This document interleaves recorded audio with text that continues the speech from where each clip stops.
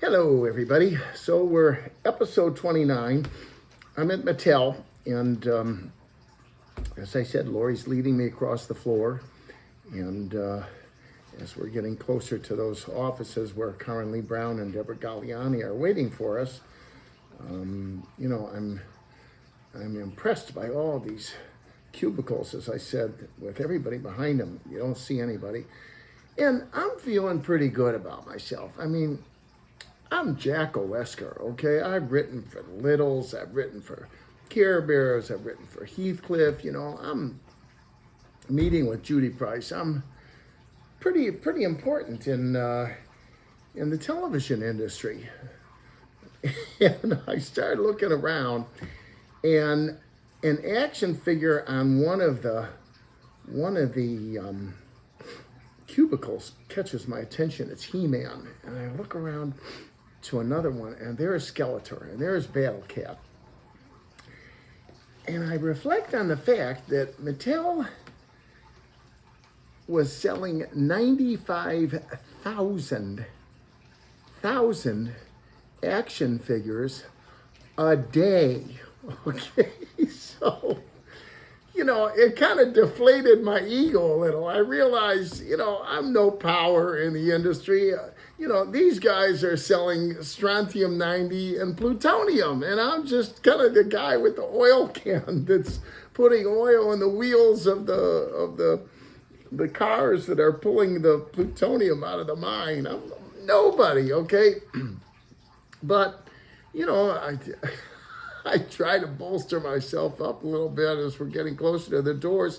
And I tell Lori, I said, well, I think I'm going into friendly territory here. They think I did a good job on the Popples. And you told them I'm handsome. And she says, well, at least I didn't tell you to try to act intelligent. And I look over at her. And Lori kind of smiles and she says, yeah, I heard that story. So, now, in this industry, you go whoop, whoop, whoop, whoop, whoop, whoop, up and down, up and down. Mike Stokey used to say, elevator going up. So my elevator was going up when we came in, and now I'm down a little bit. And the doors open up, and there's Deborah Galliani, there's Karen Lee Brown, in very expensive executive chairs around this long, very expensive conference table, and they're wearing very expensive business suits. And they stand up and they come over to Lori and they're hugging her and she's hugging them. And, it strikes me, these are the three wise women, and they're executives that have carved their niches for themselves. It becomes quickly apparent to me that Karen Lee Brown is the lead executive. Deborah Galliani is kind of along as a, I won't say co-executive, but she's certainly executive, and she's working with Karen. And Lori, my gosh, she has so much experience in the industry. So I'm kind of going this way. And then Lori introduces me, and Karen and Deborah look at me, and it's like the clouds part. There's rainbows and sunbeams are coming down. And they're saying, oh, Jack, you did such a great job with Popples. We're so thrilled with everything that we're seeing. And they start quoting my credits, Care Bears and the Littles, which weren't shows that Mattel did. But, I mean, look, you're talking about top executives. They knew what I had for lunch 3 weeks ago, okay? They do their homework. So now my elevator's going up a little bit again. And they're effusive with their praise, which, really kind of puts me in a good mood, makes me feel good. So now I'm ready to get the word on what I believe is going to be the next animated show that they want to work me on. And interesting, there'll be a lot of animated shows that Mattel wants me to work on in the coming years, including New Adventures of He-Man. But as I soon find out, that's not the case. Okay, so we sit down around the conference table, and what I learn is that Mattel is interested in developing a video game. Now that's kind of interesting because Mattel was a player in the video game market. In 1980, they started there in television, sold 100,000 units in the 80s. 1980, ran into a chip problem, so they slowed down a little bit. But then, you know, they really went full bore and got up to the point that they were challenging Atari, which was, you know, the number one manufacturer in video games, and Mattel was really like second in the share of video games. And then what often happens, is when something gets hot, everybody jumps on board, and you're in competition with a lot of new people that are coming out. You know, Sega, Sony, I mean, you name it. You guys watching, you probably know the manufacturers more than I do. But Mattel very quickly found that they were just another one in this market. And at that point, what happened was they were so successful that they did themselves in. At their height in 1981, they had 1,500 people working in their video game division. So it was kind of like, you know, the Roman Empire in the 6th century, where you had 1 million people living in Rome, and you were basically the emperor of the known world all around the Mediterranean, and they got stripped too thin and collapsed, you know, when they got invaded by the Vikings and the Goths and the Visigoths, and they collapsed under their own success. And that was kind of what happened with Mattel. So they went back to what they did best, which was animation. And of course, selling toys, you know.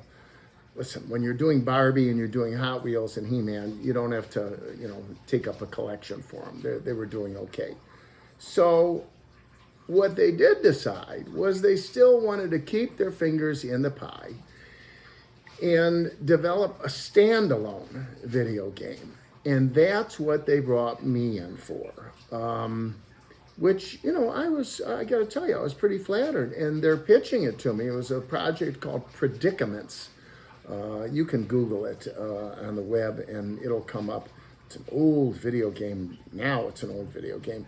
But it was kind of cutting edge because it was pitched to me as being a combination of a soap opera and Clue.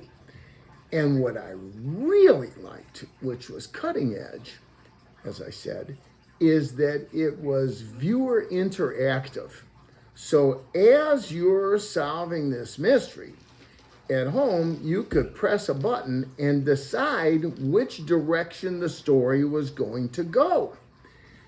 And that would change everything. And of course, that meant that I need to write 4 or 5 different storylines so you can go in the different directions. And what really got my attention is they told me that the star of Predicaments was going to be Joan Rivers. Now, I know Joan was, you know, an old comedian many years ago. We say comedian nowadays. But I think unless you lived in a cave for the last 100 years, you know who Joan Rivers was. Gordon Jump, great actor on a show called WKRP in Cincinnati, was also going to be on it. Artie Johnson, who was on Rowan and Martin's Laugh-In. I know these are all old shows. You know, maybe you guys see some of this once in a while in reruns. Lou Leonard, who was great character actress, is going to be in on it. And they want me to write the script for this. So I said before, you know, Mattel was such a pleasure to work with. They gave me such latitude. And they said, Jack, take it and run with it. We know that you've published novels. We know that, you know, you're an accomplished writer. we're confident you're going to know what to do with it. So I said, wow, that's really great. I'm very excited about it. And the meeting ends really, really well. They're pumped about my doing the script. And I got what I need to get started. So we walk out of the meeting at Mattel, fond farewells. Everything's very, very positive. And Lori and I go down to her car and we start driving back.